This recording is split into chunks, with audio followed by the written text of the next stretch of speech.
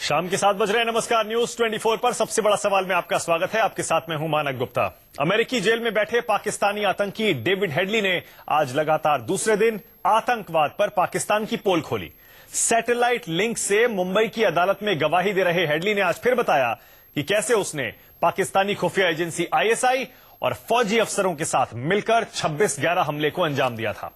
Headley ने अपनी गवाही में साफ साफ कहा कि आईएसआई पाकिस्तान में आतंकी गुटों को फाइनेंशियल, मॉरल और मिलिट्री सपोर्ट देता है। हेडली के खुलासों के बाद बीजेपी और कांग्रेस दोनों ने पाकिस्तान को दोगला बताया और 26/11 के आरोपियों पर कार्रवाई की मांग दोहराई। लेकिन लगता नहीं है पाकिस्तान में कुछ बदलने वाला है। इसीलिए हमारा सबसे बड़ा सवाल आज फिर यही है, हेडली के खुलासे के बाद भी पाकिस्तान से क्या बातचीत करेगा भारत? हाफिज सईद की गिरफ्तारी के लिए पाकिस्तान को क्या कोई डेडलाइन देगा भारत? टेरर और टॉक्स साथ साथ इसकी पाक नीति में क्या भारत फंस गया है? इसी पर होगी बहस। तो आज का सबसे बड़ा सवाल यही है, एक बार फिर से पाकिस्तान को उसी के आतंकी डेविड कोलमैन हेडली ने बेपर्दा किया है। ऐसे में अब भारत क्या करेगा? पाकिस्तान की तरफ से लगता नहीं है कुछ बदलने वाला है। क्या भारत अपनी पाकिस्तान नीति बदलेगा? इसी पर बहस करने के लिए, डिबेट करने के लिए मेरे साथ पाकिस्तान से सीनियर जर्नलिस्ट नुसरत अमीन जुड़ रहे हैं, बीजेपी से मेरे साथ संबित पात्रा हैं, कांग्रेस से मेरे साथ डॉक्टर अजय कुमार और यहां स्टूडियो में शीलकांत शर्मा, रिटायर्ड डिप्लोमेट। आप सभी का स्वागत है। नुसरत अमीन साहब, आप मुस्कुरा रहे हैं, मैं समझ रहा हूं आप क्यों मुस्कुरा रहे हैं, लेकिन फिर भी मैं सवाल पूछ लेता हूं आपसे। नुसरत अमीन साहब, पाकिस्तान गवर्नमेंट को, वहां की मिलिट्री को, आईएसआई को एक बार फिर से शर्मिंदगी उठानी पड़ रही होगी, क्योंकि आप ही का एक टेररिस्ट है जो अमेरिकी जेल में बंद है और आपकी पोल खोल रहा है आईएसआई की और वहां की फौजी अफसरों की कि कैसे उन्होंने 26/11 को अंजाम दिया था। काफी शर्मिंदगी हो रही होगी वहां पर। पहली बात तो ये कि मैं आपकी बात पे मुस्कुराया हूं, उससे पहले जो आपको मुस्कुराहट नजर आई है शायद खुदा ने चेहरा ही ऐसा बनाया है, तो ऐसा लग रहा होगा आपको। बाकी बात यह है कि मुझे नहीं पता कि इंडियन मीडिया इतनी या इंडियन अथॉरिटीज और इंडियन गवर्नमेंट तो बिल्कुल ऐसा नहीं कर रही। उनका एटीट्यूड बहुत रिस्पॉन्सिबल है और मुझे लगता है कि कुछ सीक्रेसी के साथ मामला आगे बढ़ रहे हैं इंडियन और पाकिस्तानी काउंटर पार्ट्स में, इन्वेस्टिगेशंस के हवाले से भी, और कुछ अच्छा ही हो रहा है इस मामले में। इसीलिए दोनों तरफ के लोग एक दूसरे के खिलाफ कोई नेगेटिव किस्म की बातें नहीं कर रहे हैं। डिप्लोमेटिक लेवल की बात कर रहा हूं मैं, मीडिया की बात नहीं कर रहा हूं। रही बात मीडिया की, तो मीडिया क्यों कंक्लूजन्स की तरफ जंप करना चाहता है मुझे पता नहीं। भाई, अगर पाकिस्तान से निकलकर किसी ने कुछ किया है और भारत ने कोई एविडेंस दिया है जो ठोस है और पाकिस्तान उस पर रिस्पॉन्स करता है, अच्छा रिस्पॉन्स करता है, तो भाई हम तो वेलकम करने वाले लोग हैं, हम तो खुश होने वाले लोगों में शामिल होंगे। और रही बात यह कि ऐसा कब तक होगा, इस बात का कितना इम्कान है। देखिए, इसके बारे में मैं यही कह सकता हूं आपसे कि ये जो डेविड हेडली हैं, इनकी अगर आप पूरी एक बार हिस्ट्री उठा के देखें और फिर इनके ट्रायल में जिस तरीके से जो ट्रायल हो रहा है, जिस तरीके से बयान दिए जा रहे हैं, आपके अपने रिपोर्टर्स, एक इंडियन रिपोर्टर ने जो एक इंडियन टेलीविजन को जो लम्हा रिपोर्ट दी, उसने कहा कि एक लम्हा ये आ गया था कि उससे कोई जब नंबर पूछा गया तो सिर्फ वो 0000 बोलता गया। He was not in his senses. और दूसरे ये कि एक आदमी कश्मीर में पैदा हुआ, एक आदमी मुसलमान है, वो सुन्नी है, वो फिर अपनी आईडी बदलता है, एक बार बदलता है, उसकी नाम के नुसरत अमीन साहब, मुझे पता था जैसे आपने अजमल कसाब को डिसोन कर दिया था, बाकी सारे एविडेंसेस को खारिज कर दिया था, उसी तरह आप हेडली के बारे में भी कोई ना कोई एक्सक्यूज इस तरह का निकाल ही लेंगे। अब आपने ये एक्सक्यूज निकाल लिया कि वो पाकिस्तान में सिर्फ पैदा हुआ था, बाहर जाके उसने क्या किया, उससे पाकिस्तान का क्या लेना देना है। लेकिन मैं 2-3 बातें बता रहा हूं जो उसने कही हैं। नुसरत अमीन साहब, मैं 2-3 बातें बता रहा हूं। उसने आपकी आर्मी के सर्विंग ऑफिसर्स के नाम लिए हैं, पहले भी उसने नाम लिए थे, लेकिन अब इंडियन कोर्ट में उसने नाम लिए हैं। मेजर अली कहता है, वो मेजर अली है। एक रिटायर्ड ऑफिसर है अब्दुल रहमान पाशा, मेजर पाशा, फिर मेजर अली, मेजर इकबाल। ये जो 2-3 नाम है आपकी आर्मी के सर्विंग ऑफिसर जो आईएसआई से जुड़े थे, उनके नाम है। खैर चलिए ठीक है, नुसरत अमीन साहब, क्या लौट के आऊंगा। संबित पात्रा, आपको लगता है, आपके नेता और आपके प्रवक्ता तो कह रहे हैं कि अब पाकिस्तान का चेहरा फिर से उजागर हो गया, पाकिस्तान दोगली नीति अपनाता है, लेकिन गवर्नमेंट के लेवल पे ऐसा क्यों है कि समझ नहीं आ रहा है गवर्नमेंट अब क्या करे? इसे अपनी कामयाबी भी बता रहे हैं हम लोग, लेकिन फिर भी हम कुछ कर नहीं पा रहे हैं।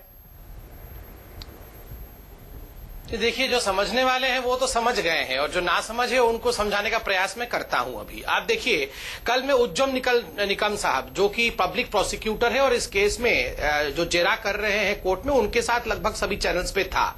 उन्होंने एक बड़ी बात कही, मैं उनको कोट कर रहा हूं, उन्होंने बाइट भी, आपके चैनल पे भी वो बाइट चला। उन्होंने कहा, ये इंडिपेंडेंट इंडिया के इतिहास में पहली बार ऐसा हुआ कि कोई इंटरनेशनल आतंकवादी किसी दूसरे देश के सरजमीन से इंडियन कोर्ट में डिपोज कर रहा है। ये अपने आप में एक बड़ा अचीवमेंट है। देखिए, ये उन्होंने कहा है, ये भारतीय जनता पार्टी के प्रवक्ता ने नहीं कहा है, ये पब्लिक प्रोसिक्यूटर उज्जवल निकम ने कहा है। तो स्वाभाविक रूप से इस सरकार के होते अमेरिका और इंडिया के बीच में ऐसे घनिष्ठ संपर्क बन पाए, एक ऐसा अंडरस्टैंडिंग हो पाया कि उनके प्रिजन में कैद 35 वर्ष के लिए जिसको कैद किया गया है, वैसा हेडली आज हिंदुस्तान के कोर्ट में डिपोज कर रहा है। और उसको आप जोड़िए किरण रिजिजू जो कि एमओएस होम है, उन्होंने एक बड़ी बात कही।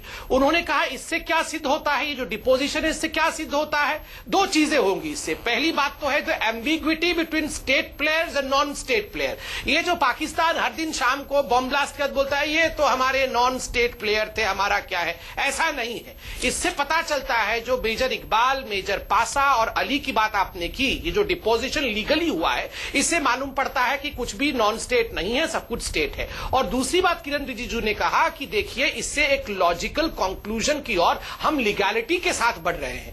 देखिए, लीगैलिटी के साथ लॉजिकल कंक्लूजन की ओर बढ़ना एक बहुत बड़ी बात होती है। पाकिस्तान क्या करेगा ये तो सरकार करेगी, मगर इंटरनेशनली आप देखिए इसका doctor Patra, David Coleman Headley की 26/11 की सुनवाई में गवाही से आखिर सरकार को हासिल क्या हो रहा है ये तो बताइए, क्योंकि पाकिस्तान के साथ बातचीत आप जारी रखे हुए हैं। मसूद अजहर को वो क्लीन चिट दे चुका है। आप या तो साफ कह दीजिए कि गवर्नमेंट ये स्टैंड ले ले कि जब तक आप कार्रवाई नहीं करेंगे हम बातचीत नहीं करेंगे। आप बीच में कहीं फंसे हुए हैं और डिसाइड नहीं कर पा रहे हैं क्या करना है आगे।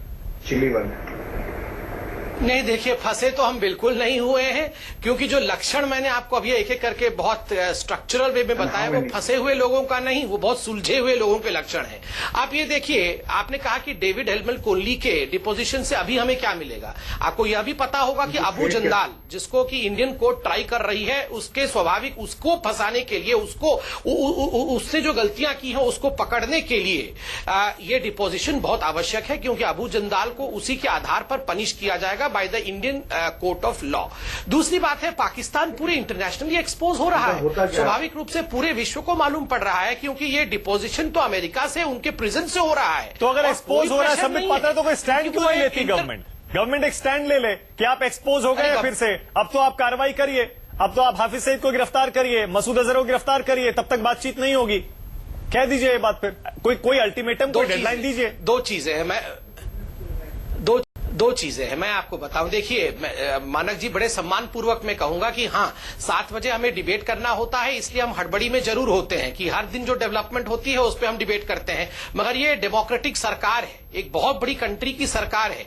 डिपोजिशन जब पूरा नहीं हुआ है, जजमेंट अभी नहीं आया है, स्वाभाविक रूप से आज ही डिपोजिशन, सेकंड डे का डिपोजिशन है, तो डिपोजिशन के बाद सरकार अपना रवैया अख्तियार करेगी, सरकार अपने पूरे पॉलिसी को स्ट्रक्चर करके पाकिस्तान के सामने रखेगी। मैं प्रियम्प्ट नहीं कर सकता हूं, सरकार एक मैच्योर सरकार है, उस समय के साथ काम करेगी। ऐसा नहीं है कि शाम को 7 बजे डिबेट जाना है तो जल्दी जल्दी में सरकार बोलेगी अच्छा चलो ये इसी 7 बजे की डिबेट में आप डेविड हेडली की गवाही को अपनी कामयाबी तो बता देते हैं, उसका क्रेडिट लेने के लिए आप सबसे आगे हैं। आप कह रहे हैं देखिए, इस गवर्नमेंट ने अमेरिका से ऐसे रिश्ते बनाए कि इतिहास में पहली बार कोई अमेरिकी जेल में बैठा आतंकी गवाही दे रहा है, ये हमारी कामयाबी है, उसका क्रेडिट आप ले लेते हैं, लेकिन जवाब नहीं देंगे। बताइए। नहीं, देखिए मानक जी, वो क्रेडिट तो हमारा है ही, और 7 बजे के डिबेट का आपका भी क्रेडिट है। ये डेमोक्रेटिक कंट्री है, आप बहुत अच्छे बहस कराते हैं और होना चाहिए। मैं उसको आप इसलिए कह रहा था कि जो रिस्पॉन्स कंट्री का होता है वो ये जल्दबाजी में नहीं होता है, बहुत मेजर्ड एंड बाय इंटरेस्ट होता है, बहुत सोच समझकर और बहुत ठोस तरीके से। ठीक है, एक सेकंड में लौटता हूं। शीलकांत जी आपकी बात से सहमत नहीं होंगे, क्योंकि शो शुरू होने से पहले मैं इनसे बात कर रहा था। तो शीलकांत जी, आपका यही स्टैंड है ना कि ये सारी पुरानी बातें हैं जो ये पहले भी कह चुका है डेविड हेडली, अब उसके ये कोर्ट में कहने से ज्यादा कुछ बदलने वाला नहीं, आप भी यही मानते हैं? नहीं, मैं ये कहना चाहता हूं कि जहां तक हमारा सवाल है जी, हम ये सब चीजें जानते थे। हाँ। आज की बात नहीं है, हम जानते थे कि पाकिस्तान किस हद तक, कहां तक इन सारी कार्रवाइयों में जुटा हुआ है। हाँ। पर पाकिस्तानी सरकार और उनकी ISI और उनकी फौज वो इसको डिनाई करते हैं और उनके पास 50 अफसाने हैं। कभी डिनाई कर देंगे, कभी कहेंगे प्रूफ ले आओ, फिर कहेंगे प्रूफ नहीं मिल रहा, कभी कहीं कौन आदमी है वो पाकिस्तानी है ही नहीं, वो तो हिंदुस्तानी है, कभी कहीं कश्मीरी है। मतलब जिस तरह के इनके हर बार एक नया शिगुफा आता है। पर डेविड हेडली की जो डिपोजिशन है आज, वो इन पाकिस्तान के सारे जो तामझाम है इसको काट देती, क्योंकि वो खुलेआम कह रहा है कि इन्होंने कहा है मुझसे, इन्होंने मुझसे रेकी करवाया, उन्हीं का आदमी है, उन्हीं का आदमी। अब उसको पाकिस्तान का तो यह है कि सफेद झूठ बोलने में कोई दिक्कत नहीं है, उसको मना कर देंगे। वो नहीं, वो हम नहीं जानते उसको। तो हमें तो कुछ नहीं मिला ना, डिप्लोमेटिकली इंडिया को तो कुछ नहीं मिला ना इससे। मुश्किल ये नहीं, डिप्लोमेटिकली यह है कि आज जो ऑब्जेक्टिविटी है टेरर प्राइस के लिए इंटरनेशनली, वो सर पे चढ़ के बोल रही है। आज जो ऑब्जेक्टिविटी, जो ये अमेरिका की तरफ से ये जो कुछ हुआ है, ये इसका ऑब्जेक्टिव प्रेशर है कि टेररिज्म के ऊपर जो कुछ हो रहा है। आज कल के न्यूयॉर्क टाइम्स में कार्लोटा गॉल का एक बड़ा भारी पीस है, उसमें भी उसने यही लिखा है। वो न्यूयॉर्क टाइम्स की जर्नलिस्ट है जो पाकिस्तान में रह चुकी है, उसका एक रॉन्ग एनिमी करके किताब भी आई है। अब उसने फिर से लिखा है कि पाकिस्तान जो काम कर रहा है वो उस पर कोई बंधन नहीं है, कोई बंदिश नहीं है, वो हुआ जा रहा है। बिल्कुल सही है। तो ये सच्चाई है। और डेविड हेडली का जो डिपोजिशन है देर आया लेकिन दुरुस्त आए, बता रहा है साफ साफ। और पाकिस्तान अब डिसमिस नहीं कर सकता कि आपकी अदालत में हुआ साहब, ये तो वहां बैठा है। बिल्कुल सही बात है, और कोई प्रेशर भी नहीं है। अजमल कसाब के बारे में ये कह रहे थे कि उसको नशा देके, दवा देके और दबाव डाल के और उससे ये कन्फेशन ले लिया गया, लेकिन ये अब पाकिस्तान नहीं कह सकता है क्योंकि अमेरिकी जेल में बैठा है डेविड हेडली और उन्हीं का आदमी है, उन्हीं का टेररिस्ट है, सारे नाम ले रहा है और पूरी की पूरी कहानी बता रहा है। अजय जी, एक तो संबित पात्रा में चाहूंगा आप जवाब दीजिए। संबित पात्रा कह रहे हैं ये हमारी सरकार की कामयाबी है कि ऐतिहासिक गवाही हो रही है अमेरिका से सीधे मुंबई की अदालत में, और दूसरे कह रहे हैं कि हम फंसे नहीं है कहीं भी पाकिस्तान नीति में।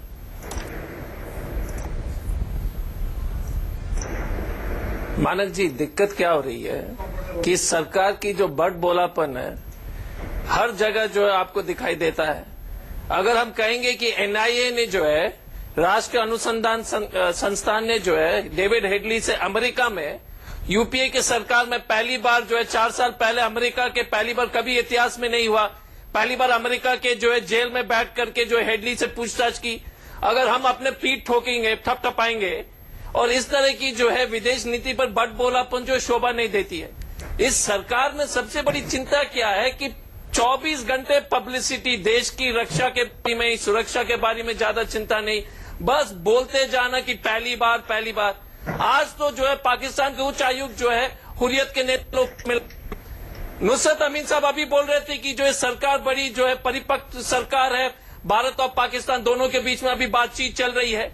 एक तरफ पार्टी प्रवक्ता कि हम सरकार के बारे में कुछ नहीं कह सकते हैं और दूसरी तरफ सरकार बातचीत जारी रखी हुई है।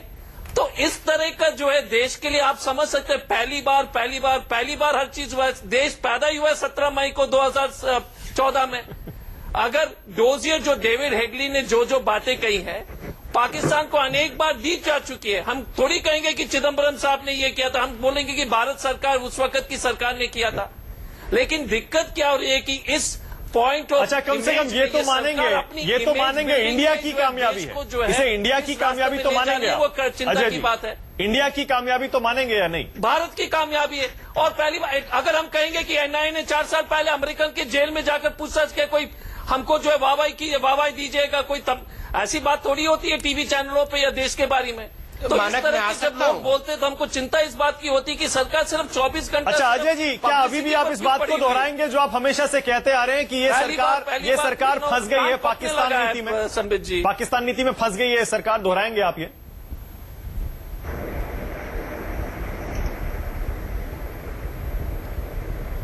अजय जी सुन रहे हैं मुझे? मैं कह रहा हूं आज भी आप यही कहेंगे डेविड हेडली की इस गवाही के बाद भी कि ये सरकार पाकिस्तान नीति में फंस गई है?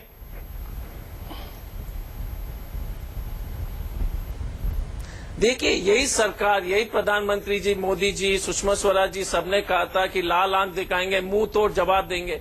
इनके प्रवक्ता आते हैं, बोलते कि पाकिस्तान को कभी इतनी बड़ी मुंह तोड़ जवाब कोई दिया नहीं। इसका कोई जो है ना तो कोई तथ्य है, ना तो कोई कहीं पर एविडेंस है, ना कोई सुराग, कोई इस पर जो है हम ये टीवी चैनल में आकर इनके प्रवक्ता लोग बोलते हैं कि हम मुंह तोड़ जवाब दे रहे हैं। दूसरी तरफ जो है मोदी जी जाते हैं, लाहौर में मुलाकात होती है, सुषमा स्वराज जी जाते हैं और सिर्फ आतंक पर बातचीत नहीं होती है, समग्र पूरे सभी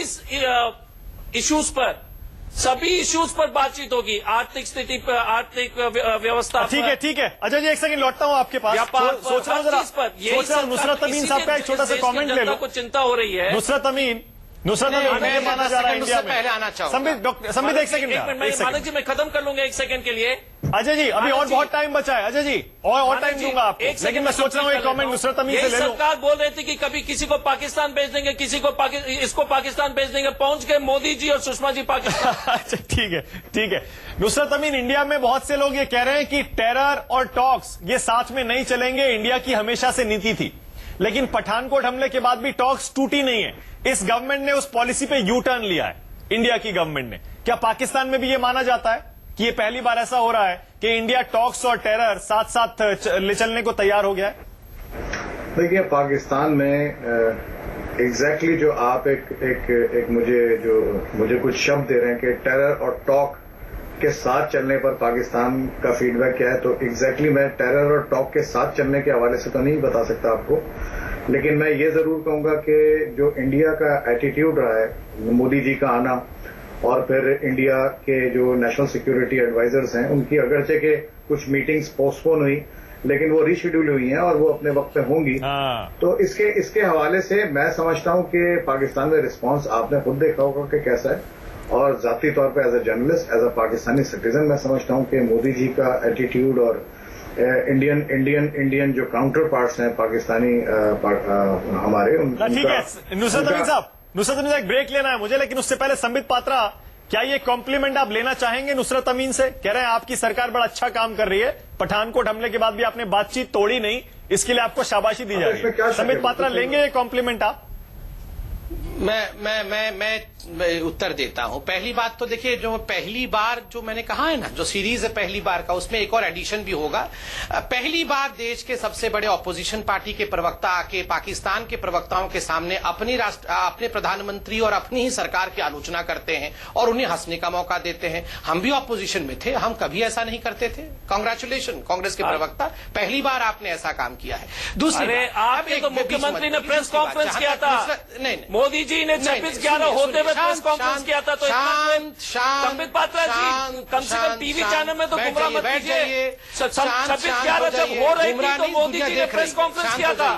अरे संबित पात्रा जी, आप बताइए, मोदी जी ने 26/11 बैठ जाइए, उन्होंने प्रेस कॉन्फ्रेंस किया था कि नहीं? हो गया जनता को बताइए। अजय जी ब्रेक ले रहा हूं, ब्रेक के बाद पाकिस्तान के दो प्रवक्ताओं की आवश्यकता नहीं है, कार्रवाई चल रही थी, पाकिस्तान के दो प्रवक्ताओं की आवश्यकता नहीं है। ब्रेक ले रहा हूं, ब्रेक के बाद जवाब दीजिएगा डॉक्टर पात्रा। बट बोलापन, गुमराह करना, यहाँ पे नुसरत जी बोल तो रहे हैं, आप क्यों चिल्ला रहे हैं? अरे यहाँ पे नुसरत जी बोल तो रहे हैं, आप क्यों चिल्ला रहे हैं? अरे एक सेकंड ब्रेक ले रहा हूं सर, ब्रेक के बाद आऊंगा। देख रहे हैं आप, कांग्रेस और बीजेपी पाकिस्तान नीति की जहां भी बात आती है तू मैं शुरू हो जाती है। एक ब्रेक लेना पड़ेगा आपके पास भी सर, ब्रेक के बाद आ रहा हूं शीलकांत जी।